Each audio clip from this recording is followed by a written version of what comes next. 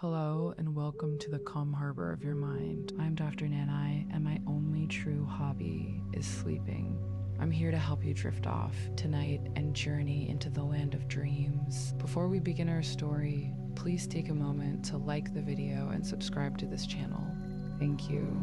Tonight, we will embark on an imaginative journey to the southernmost reaches of our planet. As you settle in, let's allow our bodies to become soft and relaxed. Find the most comfortable position for you, perhaps lying on your side, feeling the gentle support of the mattress, or lying on your back, letting all your weight sink into the soft bed. Let your breath become steady and deep, with each inhale bringing in fresh, clean air, and each exhale releasing the weariness of the day. You will be a British scientist named Ruth. The time is the 1950s. You have just crossed the rough Drake Passage aboard a sturdy research vessel, arriving at a remote and special place in Antarctica, Port Locroix. This isn't just any science station. It's a unique British base that also houses a charming little post office. Your mission is to assist with research, but to supplement your modest salary, you also work part-time at this southernmost post office in the world, handling letters from all over and stamping them with the unique Antarctic postmark. Now try to imagine the scene at Port Locroix. It's a world completely enveloped in ice and snow, with pure white shining with a dizzying brilliance under the sun. In the distance, towering icebergs drift like peculiar white sculptures carved by the wind. The air is crisp and biting, carrying the distinctive scent of fresh snow. With every breath, you feel the cold penetrate deep into your lungs, yet it brings a strange sense of peace. Your living quarters are a small wooden hut at the base, with a wide snow field and the distant blue sea just outside your window. The cabin is warm and simple. A fireplace crackles with a dancing flame, filling the air with the scent of dry wood, protecting you from the bitter cold outside. Each day, you put on your heavy parka, a fluffy hat, and thick gloves, and you shuttle between the base and the post office. Your work is repetitive, sorting letters, stamping them, and sometimes helping the scientists count penguins and record their behavior. Deep in this white world, life endures with a stubborn vitality. Thousands of penguins are the true owners of this land. They waddle and shuffle across the ice and snow, making a chorus of calls, sometimes comical, sometimes a little formal. You have long since grown used to their presence. They pass by you with a kind of friendly indifference to the humans around them. When you first arrived at Port Locroix, everything felt new and exciting, but as time went on, that excitement was slowly replaced by a peculiar calm. You began to enjoy the simple isolation, this purest form of contact with nature. You observe the penguins day after day, record the weather, and handle letters full of longing from faraway places. Your hands have grown rough from the cold and the work, but inside you feel unusually peaceful.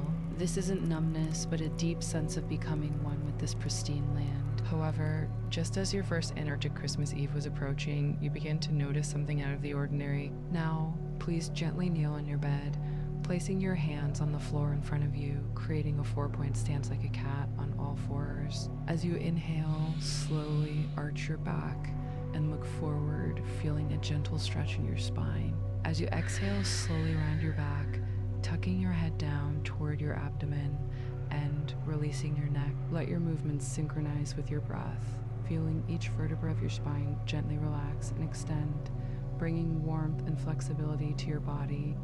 You find that every Christmas Eve around this time of year, the penguins, who are usually so casual, seem to become much more organized. They no longer hang out in small groups, but begin to gather in large numbers on an open snowfield near the base. You notice them waddling over, carrying various things in their beaks and carefully placing them on the snow. At first, this phenomenon only piques your curiosity, but as the first Christmas Eve deepens, that curiosity becomes more intense. You write in your diary, "The penguins gathered on Christmas Eve. They seem to be giving things, a strange tradition. You can't explain this behavior. It goes beyond all your knowledge of wildlife. They seem to have come with a purpose, carrying some kind of unknown letters. You feel a subtle attraction. These tiny creatures in this world of ice and snow seem to be hiding an unknown secret. This fills you with an unprecedented sense of expectation for the upcoming second Antarctic Christmas Eve. Your second Christmas Eve in Port Locroix changes your understanding of this white world completely. Filled with anticipation, you wait by the window of your hut. The night falls, and the Antarctic sky is breathtakingly bright with stars. The Milky Way stretches across the heavens like a river of milk. In this still of the night, you again see those waddling figures. The penguins have returned in droves, carrying small, irregularly shaped objects in their beaks, slowly heading toward the snowfield near the base. You put on your heavy coat and cautiously step out of the hut, trying not to disturb them. From a distance, you watch them gently place the objects from their beaks on the snow, then poke at them with their beaks or flippers as if they are arranging them with great care. Your curiosity pulls you closer, and when you finally see what they are so carefully placing, a wave of disbelief washes over you. These are not plant fragments or seaweed, as you might have expected, but rather small, colored stones. Some are a deep gray, some are smooth black from being polished by the sea, and some even have a faint crystalline blue or green hue. These stones are being arranged in a strange, orderly pattern in the center of the snowfield. Now, you can lie on your side with your knees gently bent, allowing your spine to stay in a naturally relaxed position. Softly close your eyes. As you inhale deeply, imagine that crisp Antarctic air filling your lungs. As you exhale slowly, let go of all stray thoughts and tension. Let each breath be accompanied by a gentle visualization and feel this ethereal tranquility. You crouch down, carefully observing the stones. They are not just randomly piled up, but are laid out on the snow to create a blurry yet somehow patterned design. Your gaze follows these patterns until, in one moment, your heart jumps. You recognize them. It's an indescribable feeling of familiarity, a connection that spans time and space. The patterns of different colored stones are a perfect match for the star cutouts from your childhood. Those paper stars, which you made from various colored papers with irregular points and a uniquely clumsy quality, were hung above your bed in your old Scottish home. They were your secret, one of the most precious memories of your childhood. A jolt like electricity runs through you. How could this be possible? How could these penguins in a remote corner of Antarctica know about the paper stars from your childhood bedroom? This goes beyond all logic and scientific explanation. Their behavior is not a simple animal instinct. It seems to contain some kind of wisdom that you cannot possibly understand. You begin to spend more time observing these penguins. You discover that on ordinary days, they carefully select stones on the beach, sometimes even taking particularly beautiful ones back to their nests. But only on Christmas Eve do they bring these stones to the snowfield near the base for the ceremonial letter delivery. Their movements are skilled and focused, as if they are fulfilling a sacred mission. This discovery transforms your life in Antarctica from a routine of research and post office duties into a continuous exploration, a silent conversation with an unknown intelligence. You feel you have become the guardian of the secret, forming a unique, slightly distant yet intimate bond with these penguins. They never approach you and you never disturb them, but there is a mutual understanding between you that goes beyond language. You begin to wonder, why do these penguins choose this method? What are they trying to express? Is it a celebration, a memory, or some deeper tradition related to this ancient continent? These questions, as profound as the Antarctic ice itself, bring you a strange and imaginative comfort on every lonely night. Another Antarctic winter arrives, and it is even more severe than the last. Your daily rhythm at Port Locroix is completely disrupted by a sudden and violent blizzard. The wind howls and snowflakes whip past your windows like knives. Visibility drops to almost zero. The entire base is buried in thick snow, as if completely forgotten by the world. The worst part is that the storm destroys the base's communication tower. This means all contact with the outside world is severed.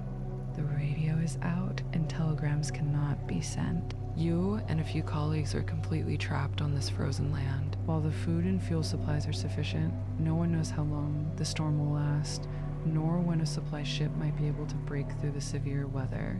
You face a grim, ongoing struggle against the brutal force of nature. In this suffocating predicament, your gaze falls upon the window again. The penguins, undeterred by the snow, are appearing more frequently around the base than ever before. As usual, they are carrying colored stones and waddling through the storm. You watch them, and a bold, almost desperate idea comes to your mind.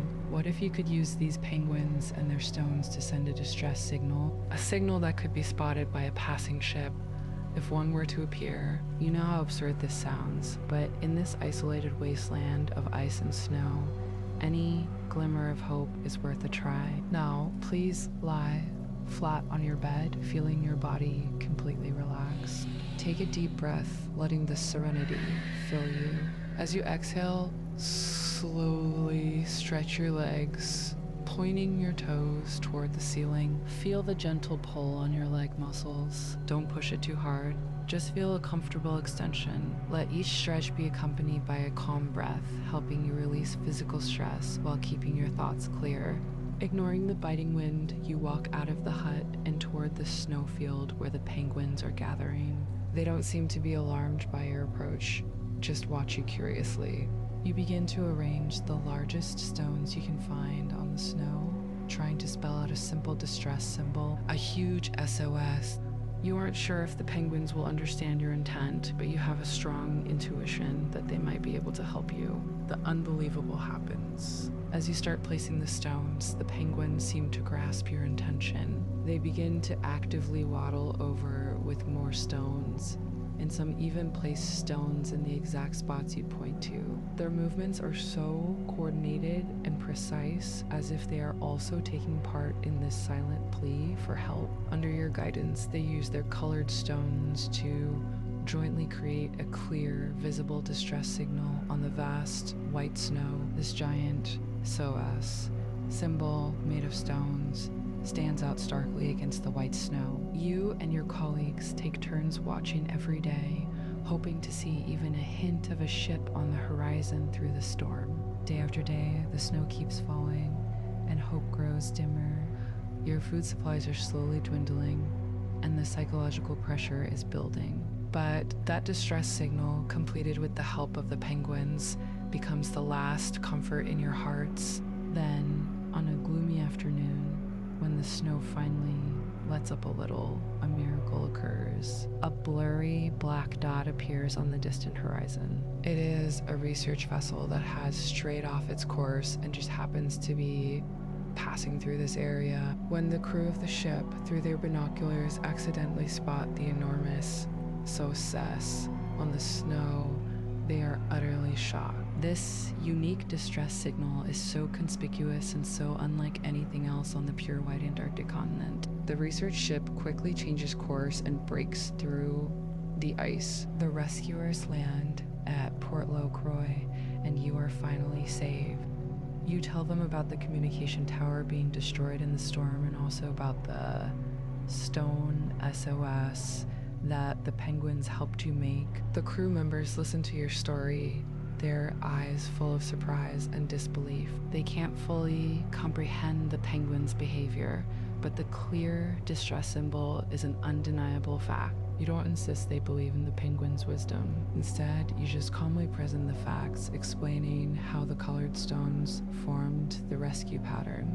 Though they still have some doubts, the successful rescue forces them to admit that in this world of ice and snow, there are indeed some miracles that defy logic. Your heart is filled with gratitude for these silent partners whose assistance allowed you to escape from a desperate situation. Many years pass. You, Ruth, have long since left the land of ice and snow and returned to your home in Scotland. Those years in Port Locroix, along with the mysterious penguin companions, have become a unique chapter in your life. Now retired, you live a peaceful and quiet life in the Scottish Highlands. The warm fire in your fireplace glows, the green rolling hills are outside your window, and the air is filled with the smell of wet soil and grass, a stark contrast to the pure cold of Antarctica. Occasionally, you look through old photographs. The pictures show your younger face, the Port Locroix lighthouse, and those waddling penguins. You also remember that SOS distress signal made of colored stones, and how they brought you a miracle in the blizzard. These memories, like precious treasures, are carefully stored in your heart. Now, please gently curl into a child's pose, resting your forehead on the bed with your arms stretched forward or placed backward alongside your body. Feel the release in your spine and the gentle opening of your hips. This posture symbolizes a return to peace and tranquility, helping to release tension and prepare your body for deep sleep. Please let all thoughts and weariness softly float away with each exhale. On an ordinary winter afternoon, sunlight streams through your window into your cozy living room. The doorbell rings. A postman delivers a package. It is small and it has a postmark from the Antarctic Post Office. You feel a touch of curiosity because you have long since lost contact with any of your Antarctic friends. You carefully open the package. Inside, a rustic wooden box rests quietly. The surface of the box is worn, bearing the marks of sea air and time. You gently lift the lid, and what comes into view is an entire box of Antarctic colored stones. They are different sizes and shapes, but each one is polished and smooth, with familiar shades of pale blue, deep gray, and dark green. They are exactly the same kind of stones the penguins used to form their stars and SOS all those years ago. Inside the box is a letter written on the familiar post office stationery. The signature is that of the new head of the Port Locroix post office. The letter explains that since you left, some interesting things have been happening at the post office. Every Christmas Eve, the penguins still come to the area near the base, carrying stones and arranging them into various patterns. But more surprisingly, in recent years, some penguins have seemingly learned new tricks. They will quietly approach visiting tourists and, with a subtle movement, tuck one or two carefully chosen colored stones into the envelopes of their outgoing letters. The letter also mentions that sometimes these letters with stones are returned to the post office because they don't comply with postal regulations, but the post office staff have grown accustomed to these penguin gifts, and they collect the stones, sometimes giving them as souvenirs to special guests. The box you received was sent especially for you as a thank you for your work in Port Locroix and as a tribute to those unique postmen. You pick up a stone, feeling its smooth texture, and it's as if you are transported back to that continent of ice and snow. You can almost see, under the Port Locroix sunset, as the new post office head and visiting tourists peer out the window, a fantastical scene unfolding on the distant sea. In that golden afterglow, your old silent companions, the penguins, are carrying their collected colored stones and dancing gracefully on the sea, synchronized with the rhythm of the setting sun. Sometimes they leap out of the water, sometimes they dive back in, their bodies shimmering with a faint light. They are no longer just animals, they are guardians of this ancient continent and messengers carrying mysterious information and good wishes. You smile, gently pouring the stones into your palm. Their shapes and colors look especially beautiful in the light of the setting sun. These small stones hold the secrets of Antarctica, your silent friendship with the penguins, and the miracle that will never fade. This gift from a faraway place is a final affirmation of all you gave and felt, a heartwarming and poetic ending. This story about you, Ruth, a part-time post office worker who found a miracle in Antarctica, taught you about the deep wisdom and emotion hidden within nature. It made you realize that even the smallest lives can hold the most profound secret. It reminds us to feel, to observe, and to believe in the beauty that goes beyond the ordinary. May that peace and wonder accompany you into a sweet slumber. Good night.